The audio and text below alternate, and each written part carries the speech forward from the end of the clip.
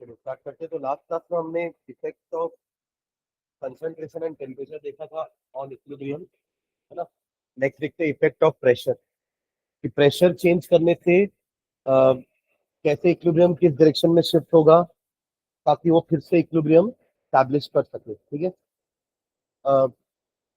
Temperature में भी last में अपन देखे थे ना कि एक्सोथर्मिक रिएक्शन जो है वो लो टेम्परेचर पर होते हैं और एंडोथर्मिक हमारे हाई टेम्परेचर पर होते हैं।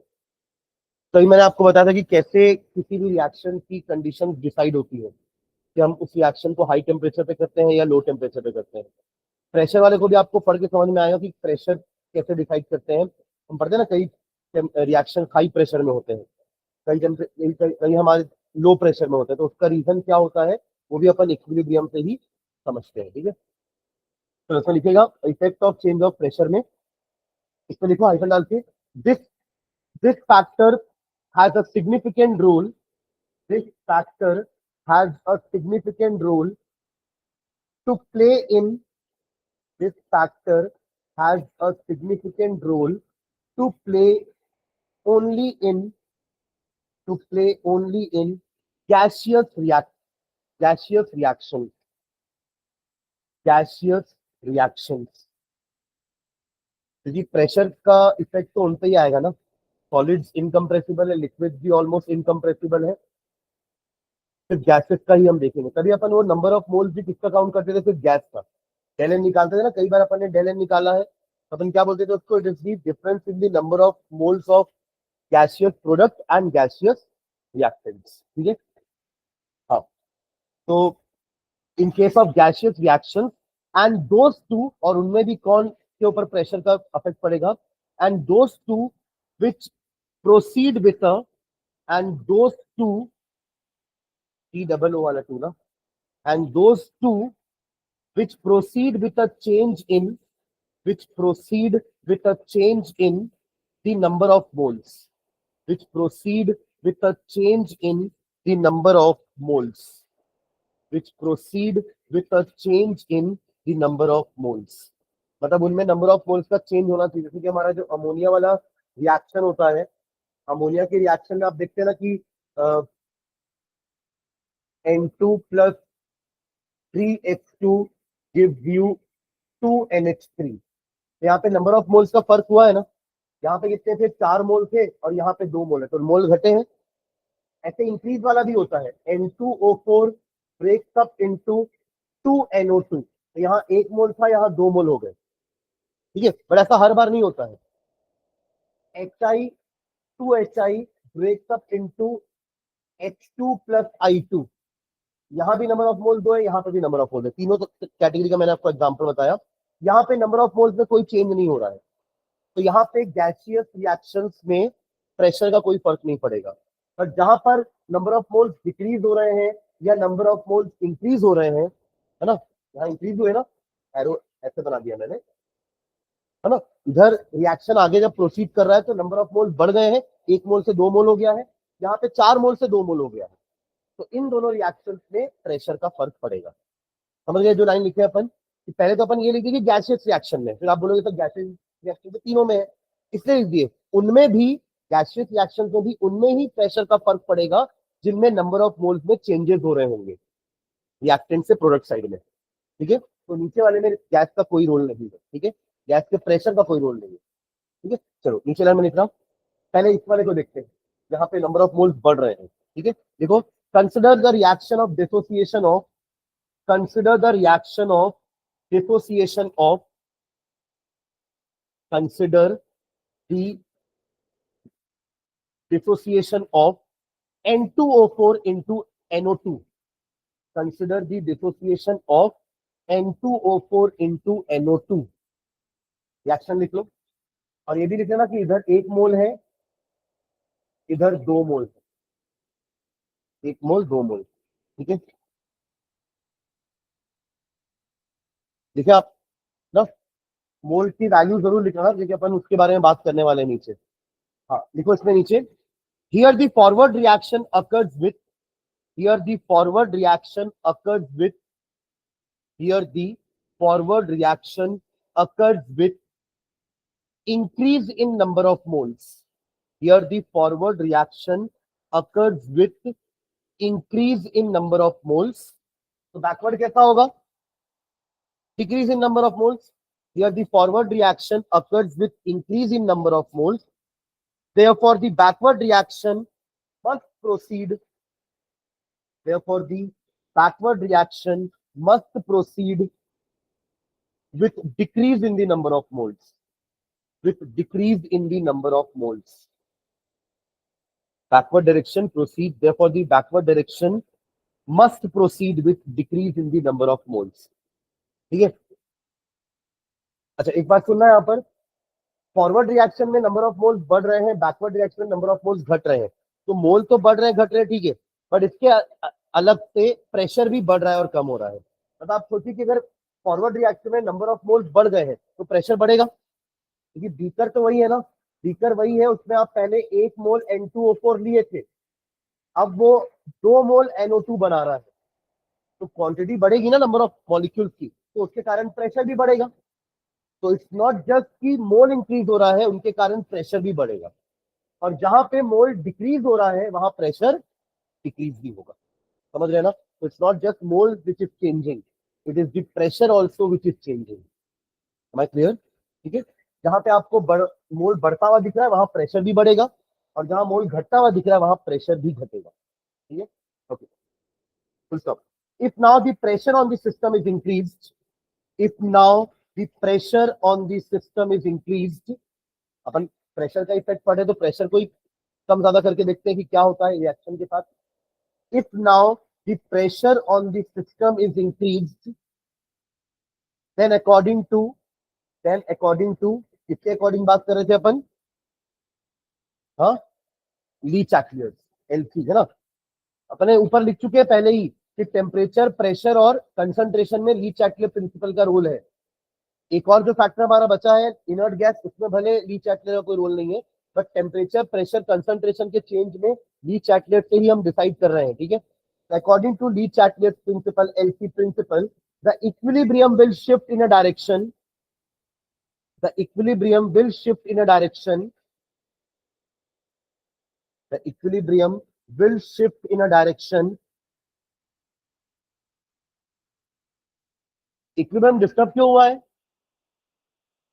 प्रेशर के बढ़ाने से। लिखे तो है if now the pressure on the system is increased, तो उसका अंडू इफेक्ट क्या होगा? प्रेशर शुड डिक्रीज, और इस रिएक्शन में प्रेशर डिक्रीज किस डायरेक्शन में हो रहा है? बैकवर्ड में। फॉरवर्ड में तो और बढ़ेगा प्रेशर, क्योंकि नंबर ऑफ मोल्स और बढ़ेंगे, तो ये रिएक्शन में जो डिसोसिएशन हो रहा है वो सप्रेस हो जाएगा प्रेशर बढ़ाने से। प्रेशर बढ़ाने से डिसोसिएशन कम हो जाएगा, बढ़ेगा नहीं। और है ना क्लियर?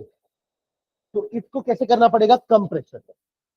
इस रिएक्शन को कैसे करना पड़ेगा? क्योंकि कम प्रेशर, आप प्रेशर कम करोगे तो इक्विलिब्रियम डिस्टर्ब होगा, उसका अंडू इफेक्ट क्या होगा? प्रेशर का बढ़ना।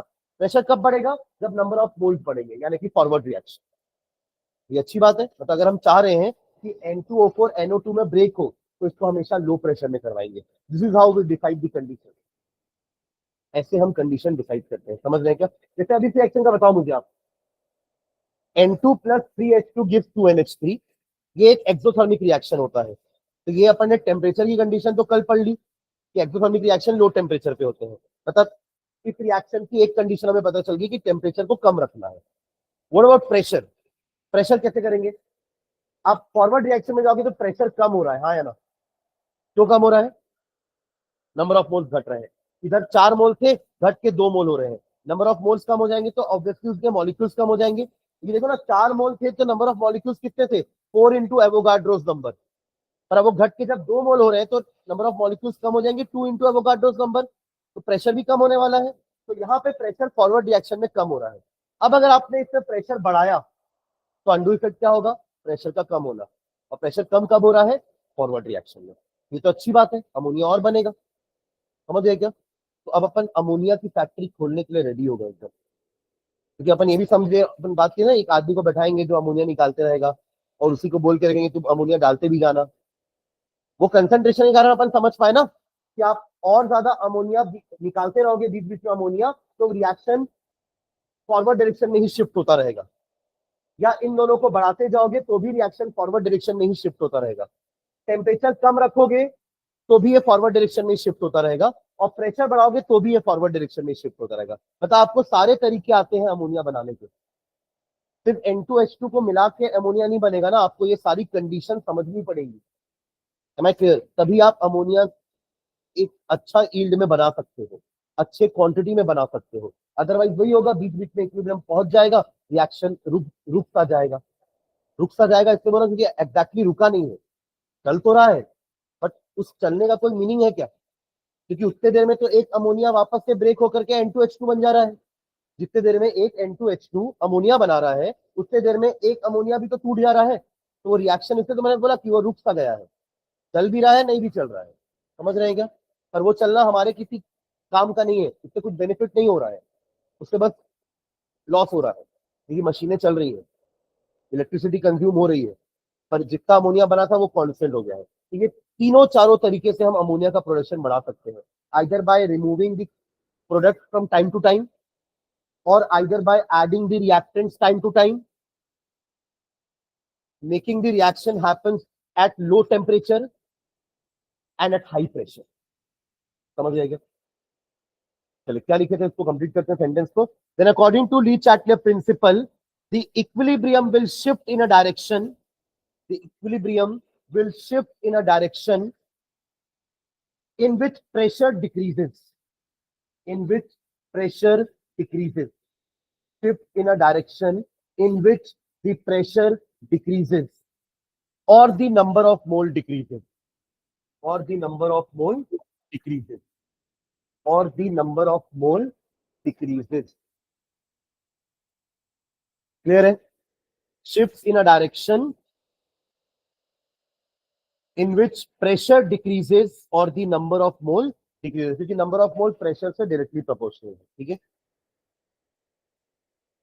PV is equals to nRT है ना, PV is equals to nRT। आप नंबर ऑफ मोल बढ़ाइए, प्रेशर बढ़ेगा, डायरेक्टली प्रोपोर्शनल, यहां से भी समझ सकते हैं अपन। ठीक है, full stop. since backward reaction since backward reaction since backward reaction में तो नंबर ऑफ मोल कम हो रहे हैं ना, since backward reaction take place with decrease in the number of mole, since backward reaction take place since backward reaction takes place with decrease in the number of moles, comma, so an increase in pressure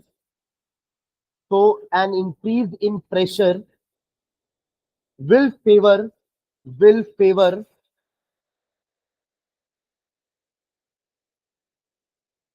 so an increase in pressure will favor the combination of NO2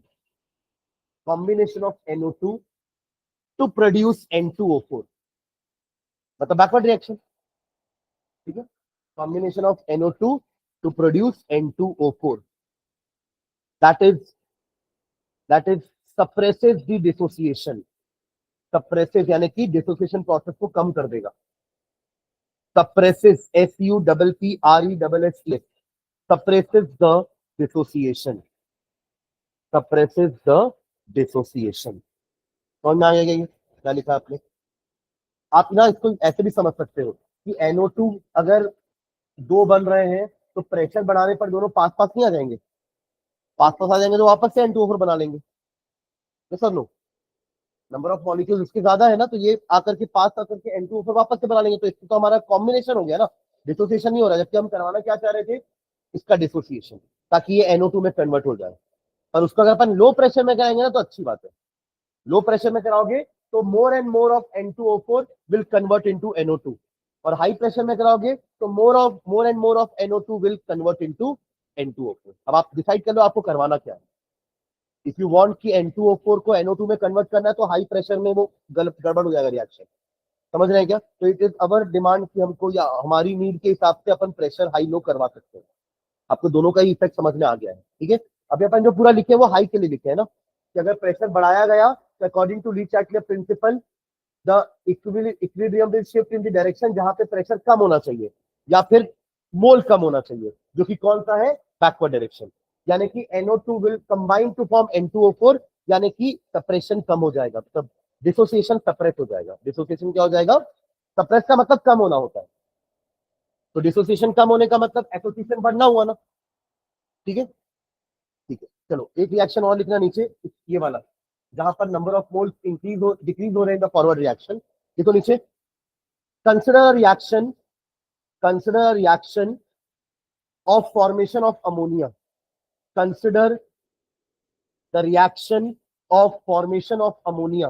reaction लिख लो और उसके number of moles भी लिख लेना, 4 moles इधर है, 2 moles product side में है। N2 plus 3H2 gives you NH3, 2NH3। ठीक है, नंबर ऑफ मोल्स लिखिए दोनों के, तीनों के, 1, 3 एंड 2। ठीक है, तो नीचे लिखना, in this equilibrium reaction, in this equilibrium reaction, in this equilibrium reaction, forward में क्या हो रहा है, नंबर ऑफ मोल्स कम हो रहे हैं, बैकवर्ड में नंबर ऑफ मोल्स बढ़ रहे हैं, राइट। ठीक है, तो in this reaction, forward reaction is accompanied by, forward reaction is accompanied by decrease in the number of moles. Forward reaction is accompanied by a decrease in the number of moles. Forward reaction is accompanied by a decrease in the number of moles. ठीक है, अब इसमें भी pressure बढ़ा करके देखते हैं, जैसे उसमें बढ़ा के देखे थे, पर उसमें तो बढ़ा करके देखने पर उल्टा हो गया था काम, NO2 कंबाइन करके N2O4 बना रहे थे। अब यहाँ देखते हैं प्रेशर बढ़ाने से क्या होगा, full stop. If the pressure is increased, if the pressure is increased, then according to LC principle, Lee Chatelier's principle, then according to Lee Chatelier's principle, then according to Lee Chatelier's principle, the equilibrium will shift in a direction, the equilibrium will shift in the direction in which pressure decreases. देखिए pressure increase करने से equilibrium disturb हुआ है, तो undo effect, undo में कई बार अपन ये word use कर लिया ना, अंडू मतलब उल्टा, तो प्रेशर बढ़ाने से इक्विलिब्रियम डिस्टर्ब हुआ था, तो प्रेशर कम करने पर इक्विलिब्रियम फिर से स्टैब्लिश हो जाएगा। तो क्या लिखे, according to LC principle the equilibrium will shift in the direction in which pressure decreases, in which pressure decreases और नंबर ऑफ मोल्स डिक्रीजेस, और नंबर ऑफ मोल्स डिक्रीजेस। और यहां नंबर ऑफ मोल डिक्रीज कब हो रहे हैं, जब ammonia बन रहा है, 4 से 2 हुआ ना, that is in the favour of formation of ammonia, in the favor of formation of ammonia, that is in the favor of formation of ammonia, that is in the favor of formation of ammonia। ठीक है, मतलब जितना high pressure दोगे ना इस reaction में, उतना ज्यादा अमोनिया बनेगा। तो लास्ट लाइन लिख लो, higher the pressure better would be the yield of ammonia, higher the pressure better would be the yield of ammonia,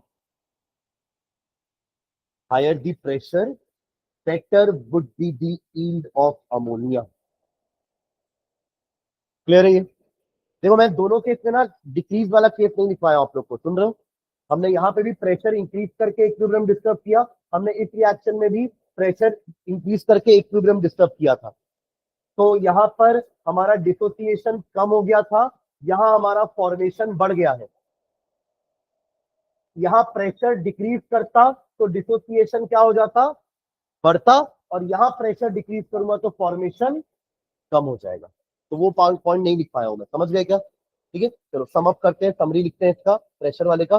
to sum up, to sum up हमने उन दोनों का भी लिखा था ना, कि कंसंट्रेशन रिएक्टेंट की बढ़ाने पर क्या होगा, प्रोडक्ट की बढ़ाने पर क्या होगा। फिर हमने टेम्परेचर में भी यही देखा था कि low temperature favours exothermic reaction, high temperature favours endothermic reaction.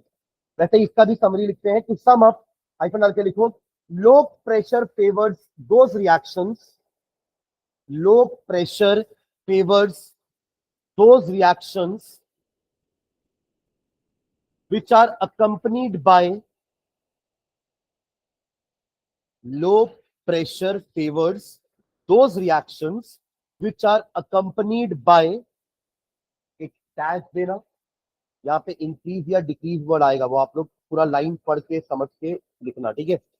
Low pressure favours those reactions which are accompanied by dash in total number of moles, accompanied by dash in total number of moles, and high pressure favors those reactions, and high pressure favors those reactions which take place with, which take place with dash in total number of moles, and high pressure favors those reactions which take place with dash in total number of moles, take place with dash in total number of moles। ठीक है, अच्छे से पढ़ो line पूरी। हमने दोनों type के reaction देखे हैं, जहां पर एक बार नंबर ऑफ मोल इंक्रीज हो रहा है तो कौन से प्रेशर पे रिएक्शन फॉरवर्ड डायरेक्शन में जाएगा, और एक बार प्रेशर इंक्रीज किया था हमने उस रिएक्शन में जहां पे नंबर ऑफ मोल डिक्रीज हो रहा है, तो उसमें हमारा रिएक्शन फॉरवर्ड डायरेक्शन में कब जाएगा, अपन दोनों केस देख चुके हैं। हाँ बताइए क्या होगा फर्स्ट में। हाँ, लो प्रेशर उन रिएक्शन को फेवर करेगा जिसमें नंबर ऑफ मोल्स इंक्रीज हो रहे हैं, जैसे ये वाले में हो रहा था, ठीक है ना। यहाँ नंबर ऑफ मोल इंक्रीज हो रहे हैं तो ये लो प्रेशर में देखो डिसोसिएशन बढ़ा ना, लो प्रेशर में डिसोसिएशन बढ़ा है, और यहाँ पे नंबर ऑफ मोल डिक्रीज हो रहे हैं तो हाई प्रेशर पे फॉर्मेशन बढ़ा, ठीक है। तो पहले डैश में आ जाएगा इंक्रीज और दूसरे में डिक्रीज, इंक्रीज एंड डिक्रीज। और जहां पे नंबर ऑफ मोल चेंज ही नहीं हो रहे वहां पर, हाँ, no effect of pressure on the equilibrium, ठीक है। वहां आप कितना भी प्रेशर बढ़ा लो, कितना भी प्रेशर कम कर लो, इक्विलिब्रियम डिस्टर्ब नहीं होगा, ठीक है। चलिए last factor fourth, addition of inert gas, addition of inert gas, addition of inert gas. अब देखो ये इनर्ट गैस रिएक्ट तो नहीं करेगी, तभी तो इनर्ट नाम है ना उसका, जैसे helium, neon, argon, krypton, xenon, radon, ये 6 इनर्ट गैस या नोबल गैसेस कहलाती हैं। और इनर्ट का मतलब होता है अनरिएक्टिव, नॉट रिएक्टिव या वेरी लेस रिएक्टिव। तो ये लोग कोई नए प्रोडक्ट तो नहीं बनाएंगे अंदर जाने के बाद, बस ये है कि उसका वॉल्यूम चेंज कर देंगे, क्योंकि ये गैस जाएगी ना तो वॉल्यूम चेंज हो सकता है, अरे नंबर ऑफ मॉलिक्यूल्स बढ़ जाएंगे ना गैस के, तो उसकी जगह भी बढ़ जाएगी, वॉल्यूम बढ़ जाएगा, ठीक है। तो इसमें लिखना नीचे consider the reaction, consider the reaction, एक एग्जांपल लेकर के समझते हैं इसको। Consider the reaction PCl5 gaseous dissociates into, ये डिसोसिएशन क्या था ना, वही जो अपन 10 तक डिकम्पोजिशन बोलते थे, अब इसको क्या बोलते रहे हैं, डिसोसिएशन, मतलब एक ही है। PCl5 गैसियस मीडियम में कन्वर्ट हो रहा है PCl3 में एंड Cl2 में, सब गैसेस हैं, ठीक है, ऑल आर गैसेस। इसका केसी कैसे लिखोगे, केसी बताओ मुझे, केसी क्या होगा इसका, what will be the value of K C, expression बताओ, क्या लिखूं मैं। हाँ क्या, हाँ, concentration of PCl3 into concentration of Cl2 divided by concentration of PCl5, यही होगा इसका केसी का वैल्यू, ठीक है, लिख लो इसको, KC is equal to this much, right. चलिए अब अपन ना रिएक्शन को दो अलग अलग कंडीशन पे कराते हैं। केस 1 लिखना, case 1, if the reaction takes place at constant volume, if the reaction takes place at constant volume, अगर आप अपने रिएक्शन को कांस्टेंट वॉल्यूम में करा रहे हो तो एडिशन ऑफ इनर्ट गैस से क्या फर्क पड़ेगा, और एक बार कराएंगे एट कांस्टेंट प्रेशर, ठीक है। कांस्टेंट वॉल्यूम मतलब वही क्लोज बीकर में हो रहा होगा तो वॉल्यूम बढ़ेगा ही नहीं, आप इनर्ट गैस बढ़ा रहे हो तो वॉल्यूम में कोई फर्क ही नहीं आएगा, क्योंकि वॉल्यूम तो गैस का कंटेनर के बराबर ही होता है, और कंटेनर क्लोज है यानी कि वॉल्यूम कांस्टेंट है, तो कितना भी इनर्ट गैस बढ़ा लो वॉल्यूम तो सेम रहेगा, ठीक है। देखो इसका आइकन डाल के, addition of an inert gas, addition of an inert gas will not change the molar concentration, will not change the molar concentration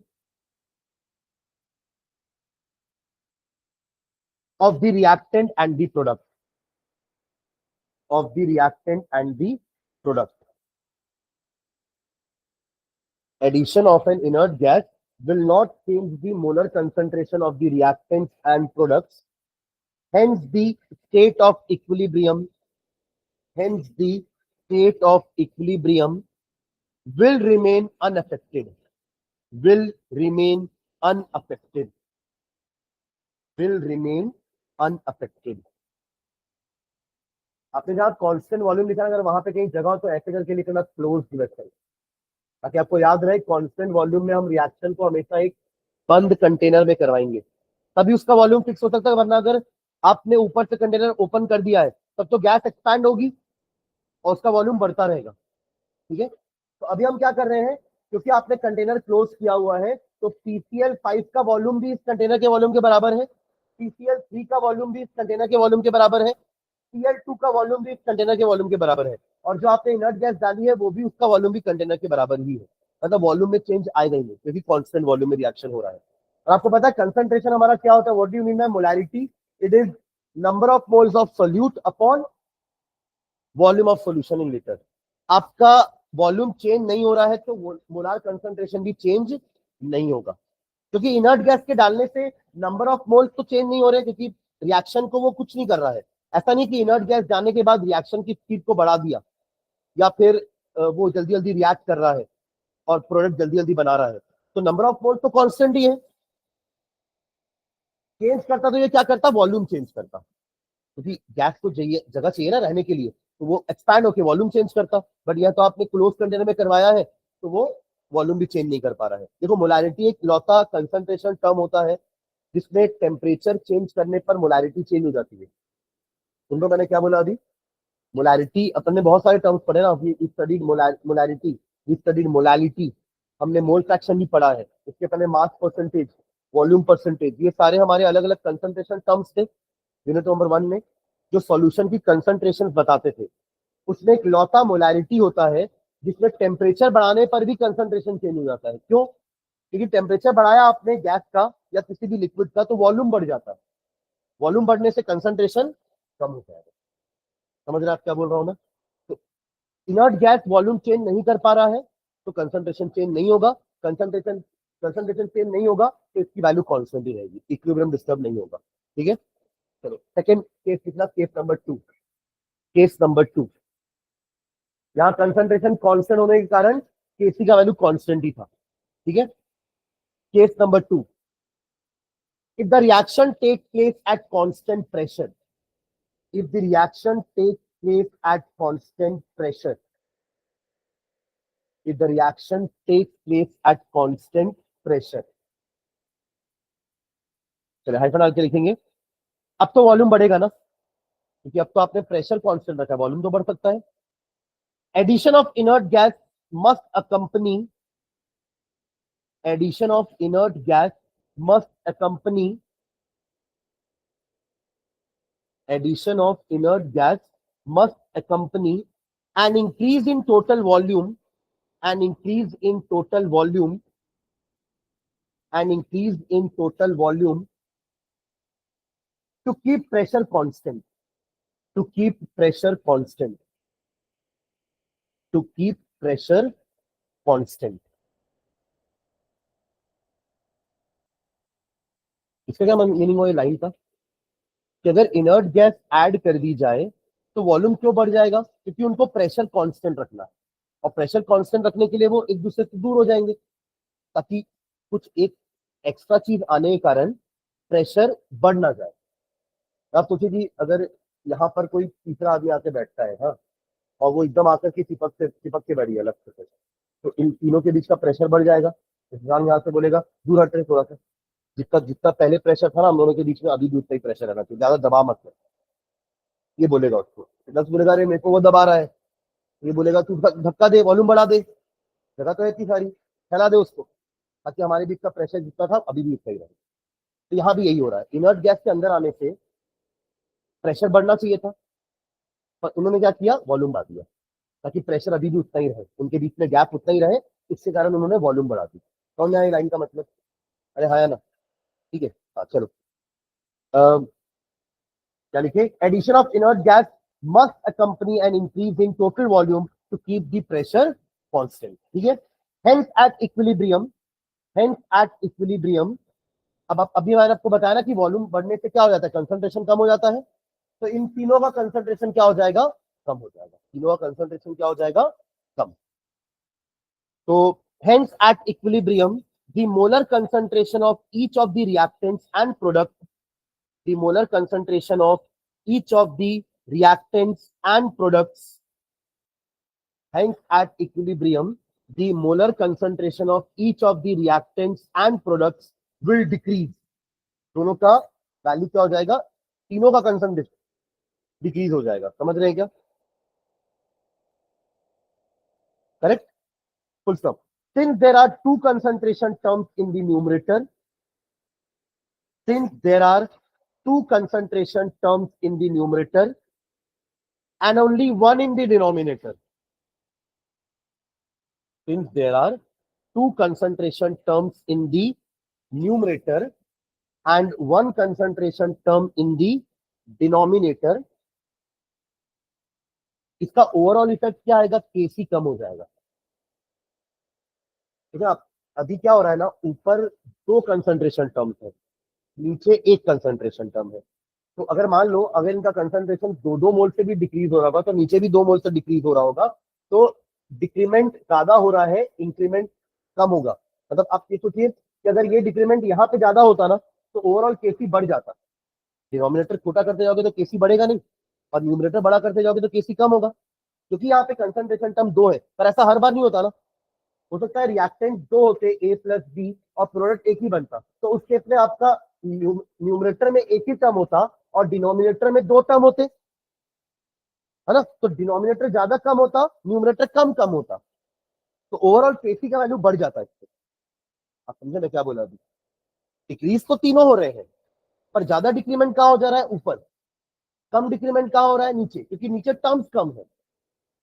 ऊपर टर्म ज्यादा होने के कारण डिक्रीमेंट ऊपर ज्यादा हो गया, डिक्रीमेंट नीचे कम हुआ। तो न्यूमरेटर अगर छोटा हो रहा है तो ओवरऑल केसी छोटा हो जाएगा, पर केसी तो कांस्टेंट होता है ना, केसी तो कांस्टेंट होता है।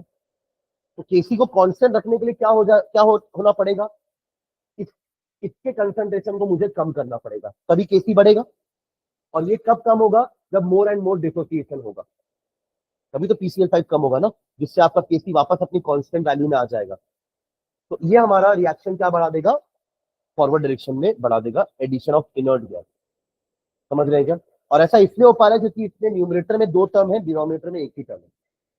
ठीक है, तो क्या लिखा आपने कि since there are two concentration terms in the numerator and only one in the denominator, therefore KC should decrease, therefore KC should decrease, therefore KC should decrease, full stop.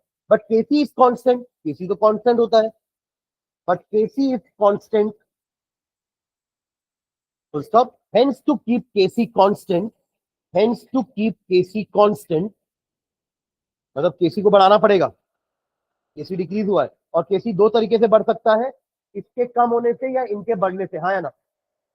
ये दोनों बढ़ जाए या ये कम हो जाए, और दोनों का मतलब यही है कि फॉरवर्ड रिएक्शन, फॉरवर्ड रिएक्शन में ये कम होता है, ये दोनों बढ़ते हैं ना, तो ये वाला फेवर करेगा फॉरवर्ड रिएक्शन को। ठीक है, तो but Kc is constant, full stop. Hence to keep Kc constant, hence to keep Kc constant either concentration of CCl5, ऐसे लिखना, पूरा concentration word मत लिखना। hence to keep Kc constant either concentration of CCl5 should decrease or concentration of CCl3 and Cl2, concentration of Cl2 should increase,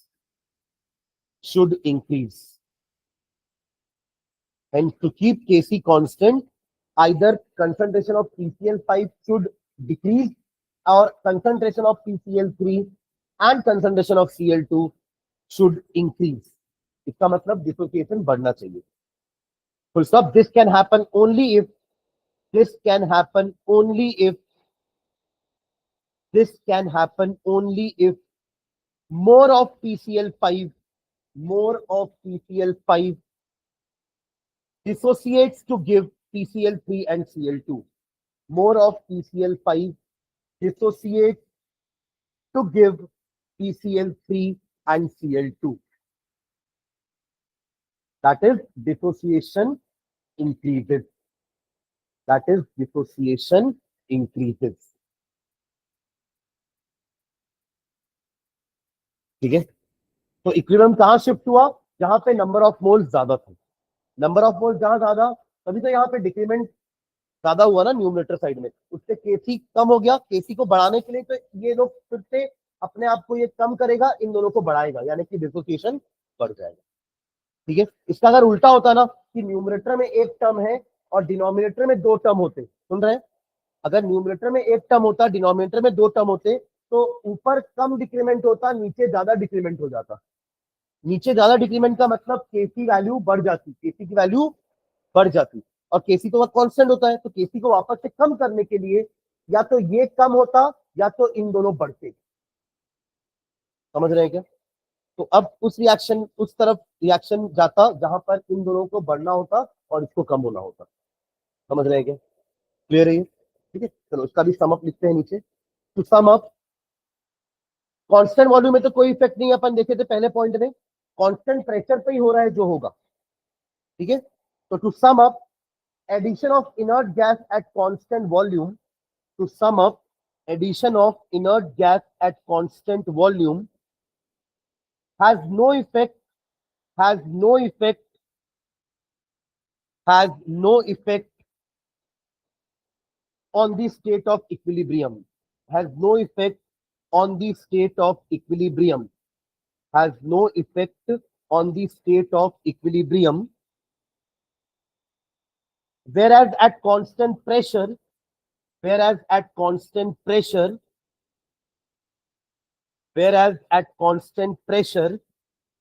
the equilibrium shifts in a direction, the equilibrium shift towards, लिख लो, whereas at constant pressure the equilibrium shift towards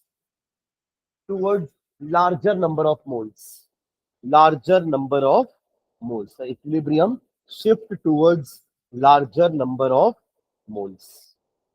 clear है ये? ठीक है, तो ये चार factor हमारे हो गए, है ना, जिससे इक्विलिब्रियम क्या होता है, डिस्टर्ब होता है। ठीक है, और वापस से रीस्टैब्लिश करने के लिए क्या करता है वो भी हमने लिख लिया है। ठीक है, तो ये मैंने आपको कहा था, ये हमारे चैप्टर का फर्स्ट पार्ट है ना। सेकेंड पार्ट है आयनिक इक्विलिब्रियम, ये 50% हुआ है चैप्टर हमारा। ठीक है, आयनिक इक्विलिब्रियम देखेंगे, इसको अपन नेक्स्ट क्लास में करते हैं, क्वेश्चंस करते हैं आप इसी वाले इक्विलिब्रियम पे। ठीक है, क्वेश्चन लिखना है, लिखो क्वेश्चन।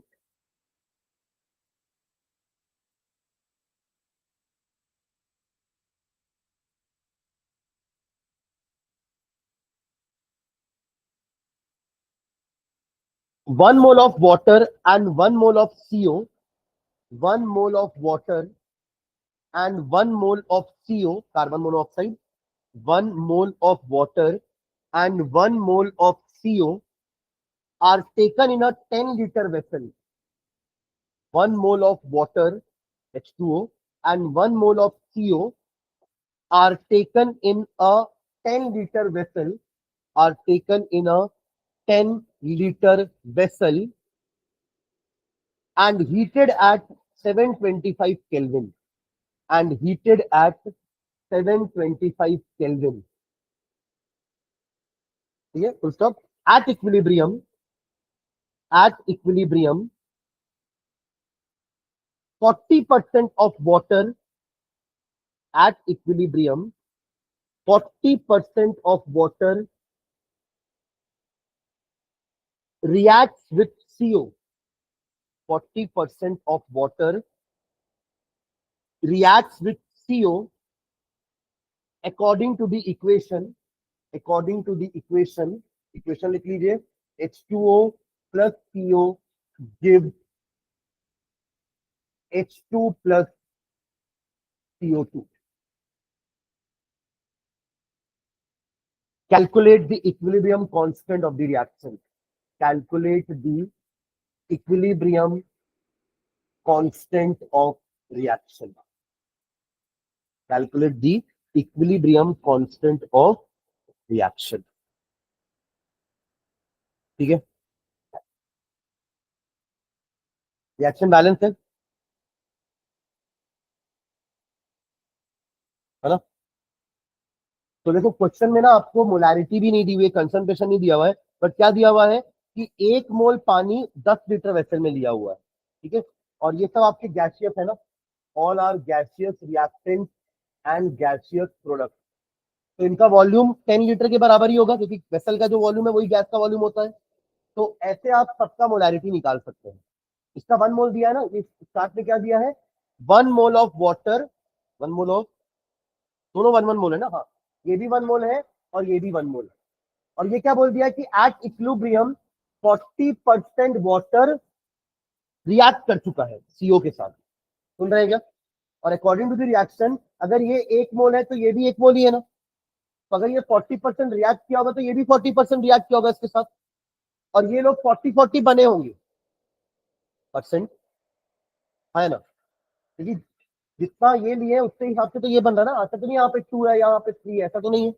सबके कोफिशिएंट क्या है, 1 1 ही है। तो जितने देर में ये दोनों का 1 1 मोल रिएक्ट कर रहा है, ये दोनों का 1 1 मोल ही बनेगा। तो अगर इसका 40% यानी कि 0.4 मोल, 40% तो 0.4 ही हुआ ना, 1 का 40% क्या होगा 0.4, 1 का 60% 0.6। तो 1 का 40% 0.4 मोल रिएक्ट किया है, 0.4 मोल रिएक्ट किया है, और इससे ये लोग बने। तो ये लोग बचे कितने, 0.6 मोल बचे। क्लियर? तो एक्चुअली में कंसंट्रेशन कितनी कितनी, और डिवाइड बाय 10 कर देना, सबका मोल पर लीटर आ जाएगा। ये तो अपन सिर्फ मोल में बात कर रहे थे ना, ये 1 मोल था, ये 1 मोल था इक्विलिब्रियम पहुंचने के बाद। चलो मैं इस रिएक्शन को फिर से लिख रहा हूँ, H2O plus CO gives you H2 plus CO2। Initially ये 1 मोल था, ये भी 1 मोल था, ये लोग अभी बने नहीं थे। ठीक है, इक्विलिब्रियम होने के बाद ये 0.4 रिएक्ट कर चुका है, तो बचा कितना, 0.4 माइनस कर देंगे, और ये बचा कितना, माइनस कर देंगे। ये मैं कंसंट्रेशन, ये सिर्फ मोल लिखा हूं ना, आपको कंसंट्रेशन निकालने के लिए सबको 10 से डिवाइड करना पड़ेगा, number of moles upon volume, number of moles upon volume, तब तो आएगा मोल पर लीटर। ठीक है, ये बने कितने, 0.4, ये बनेगा कितना, 0.4। ये तो सबके क्या है, number of mole, number of moles eight equilibrium. अब इसी को अपन कंसंट्रेशन में कन्वर्ट कर देते हैं, कंसंट्रेशन एट इक्विलिब्रियम क्या करेंगे, डिवाइडेड बाय 10। सब में क्या कर देंगे, डिवाइडेड बाय 10। क्यों करें 10, क्योंकि वॉल्यूम 10 है। तो ये हो जाएगा 0.6 upon 10, 0.6 upon 10, 0.4 upon 10 and 0.4 upon 10। अब ये कंसंट्रेशन आ चुका है। तो ये कितना हो जाएगा, 0.06, 0.06, 0.04, 0.04। ठीक है, तो निकालना क्या है अपने को, कि बस अब पुट कर दो, आ जाएगा आंसर। ठीक है,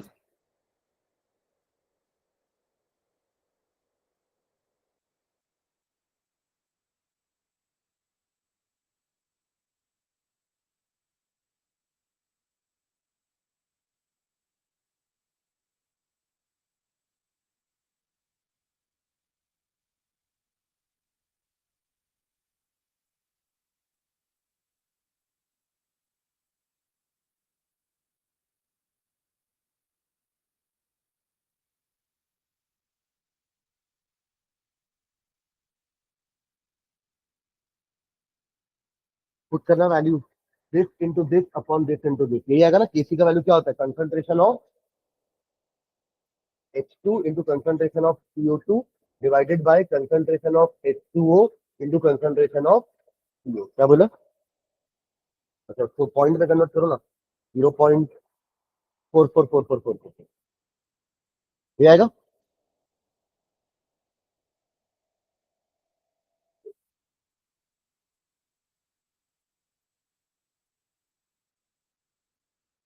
हो गया, चलो एक क्वेश्चन और लिखो।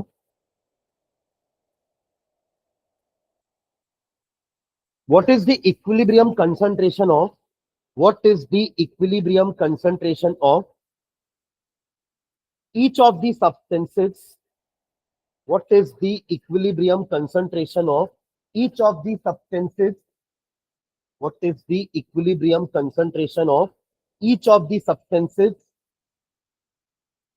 in the equilibrium, in the equilibrium, when the initial concentration of, when the initial concentration of, when the initial concentration of ICl, iodine और क्लोरीन मिलकर कंपाउंड बना रहे हैं, सुन रहे हैं, ICl was 0.78 मोल पर लीटर, 0.78 मोल पर लीटर।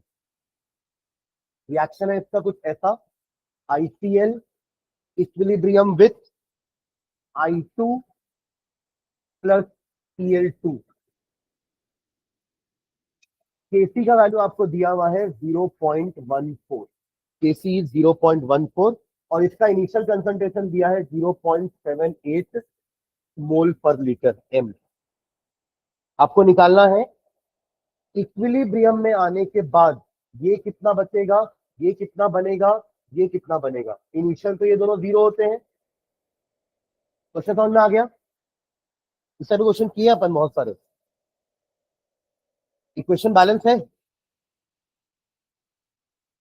हाँ, क्या करना पड़ेगा?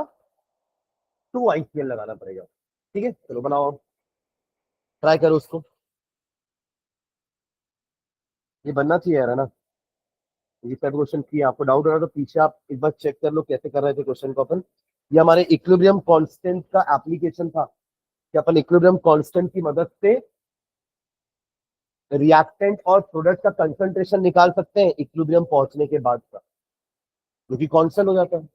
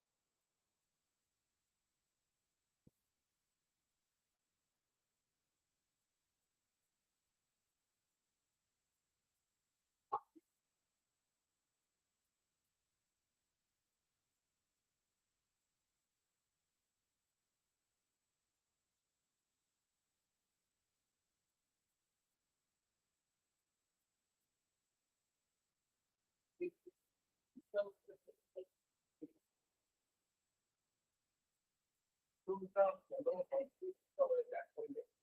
इसका कंसंट्रेशन तो 0.78 एम ही लिया है ना, किसी का बना क्या कुछ अभी क्वेश्चन आ गया? अच्छा वो सीधाचार्य बन रहा है क्या? चलो देखो, यहाँ क्या करेंगे अपन, इसे क्वेश्चन किए हैं यार अपन, कि मान लेते हैं कि इसका एक्स मोल खत्म हो गया, तो बचा कितना? 0.78 माइनस एक्स। और अब इक्वेशन के अकॉर्डिंग अगर इसका 2 मोल खत्म होता है तो ये लोग एक एक ही बनते हैं। तो अगर इसका एक्स मोल कम हुआ है तो इसका x/2 और x/2 बनना चाहिए, आधा। हाँ, वो भी कर सकते हैं, इसको 2x लोगे तो फिर ये x जो भी करना है हाफ करना पड़ेगा according to the equation. 2x लेके चलोगे तो इसको x करना पड़ेगा, अगर x लेके चलोगे तो x/2 करना पड़ेगा, एक ही मतलब है। ठीक है, डन। बस इसी को पुट कर दो, x का वैल्यू निकाल दो, हो गया। यही तो है मेन स्टेप, तो यही है। फिर तो केसी का वैल्यू आपको पता है कितना है, 0.14। केसी का वैल्यू 0.14 है, इसका कंसंट्रेशन x/2 है, इसका कंसंट्रेशन x/2 है, और इसको स्क्वायर करना मत भूलना। यहाँ एक कॉमन मिस्टेक होती है ना, हम 0.78 माइनस एक्स का स्क्वायर करना भूल जाते हैं, क्योंकि ये स्क्वायर होगा ना। केसी का वैल्यू याद रखना भाई, क्या होता था, it is the ratio of the product of the concentration of product raise to the power their stoichiometric coefficient. तो यहाँ तो चलो 1 1 है तो कोई दिक्कत नहीं है, बट यहाँ तो 2 है ना, तो उसका तो आपको स्क्वायर करना पड़ेगा। तो यहाँ आपका आएगा, क्वाड्रेटिक इक्वेशन बन रहा होगा शायद, में भी सॉल्व करना पड़ेगा। तो 0.14 is equal to x square by 4। यहाँ पे आप फॉर्मुला भी लगा देंगे अपना a+a-b होल स्क्वायर का। फिर ये ओपन करेंगे तो एक्स स्क्वायर के टर्म्स में बनना चाहिए इक्वेशन, क्वाड्रेटिक इक्वेशन बनेगा। हाँ, क्वाड्रेटिक इक्वेशन बन रहा है। किसी का इक्वेशन आएगा क्वाड्रेटिक?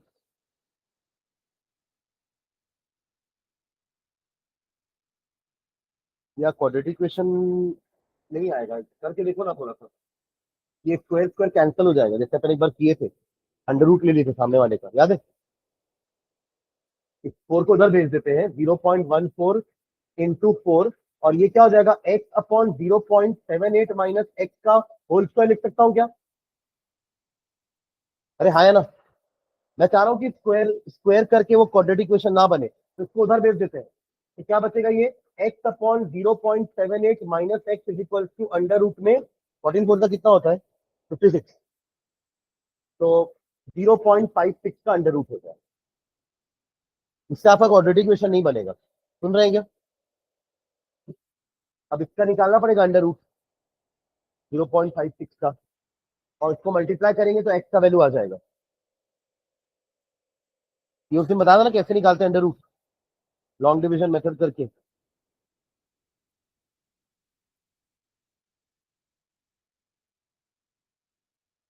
0. इसका अंडर रूट 0.748। ठीक है, x/0.78 माइनस एक्स। चलिए फाइनली एक्स का वैल्यू बताइए क्या होगा, करके देखो सही आ रहा है कि नहीं।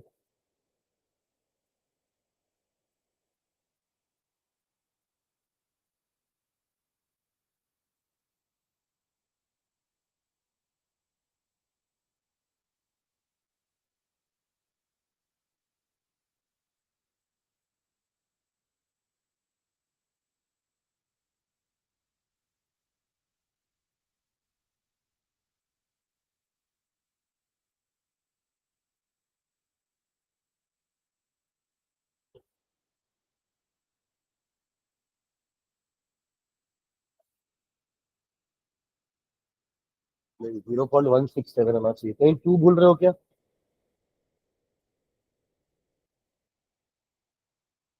कहीं कैसे तो नहीं 3 से डिवाइड, इसी को सॉल्व कर दो।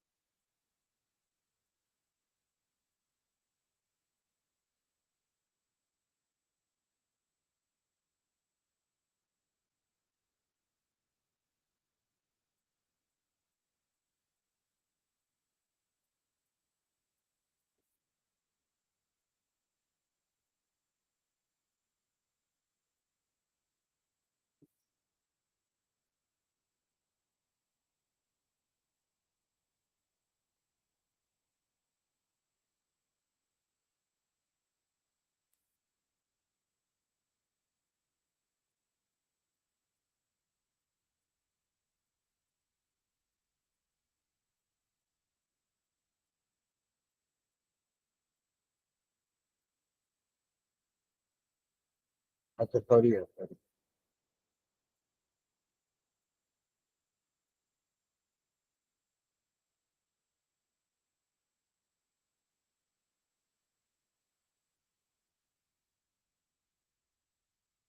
इसी को रहना आप लोग भी डिवाइड, सेम नंबर आ रहा है।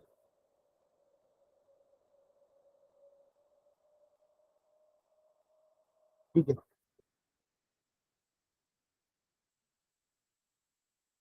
ठीक है चलेगा, हाँ। चलो तो हम माइनस कर देते हैं और यहाँ को इन दोनों को डिवाइड कर दे रहे हैं 2 से, है ना। अच्छा ठीक है, सही आ रहा है, सही आंसर आ रहा है। उसने एक्चुअली 2x लेके सॉल्व किया है। ठीक है, ठीक है, सही। फाइनल आंसर सही आना चाहिए। ये क्या हो जाएगा आपका? 0.78 माइनस 0.33 ना, है ना। और इन दोनों को डिवाइड करोगे तो आ जाएगा 0.167, 0.167 एम एम। और ये माइनस करके कितना आएगा वो देख लो, उसका एम। ठीक है, हाँ 446, ठीक है। क्लियर है ये? थोड़ा सा कैलकुलेशन पार्ट है यहाँ पर थोड़ा सा। ठीक है, इन दोनों को मल्टीप्लाई करना एक टास्क है, और फिर इन दोनों को डिवाइड करना एक टास्क हो जाएगा। ठीक है, ठीक है, चलो बाकी नेक्स्ट क्लास पे अपन आयनिक इक्विलिब्रियम चालू करते हैं, है ना। मैथ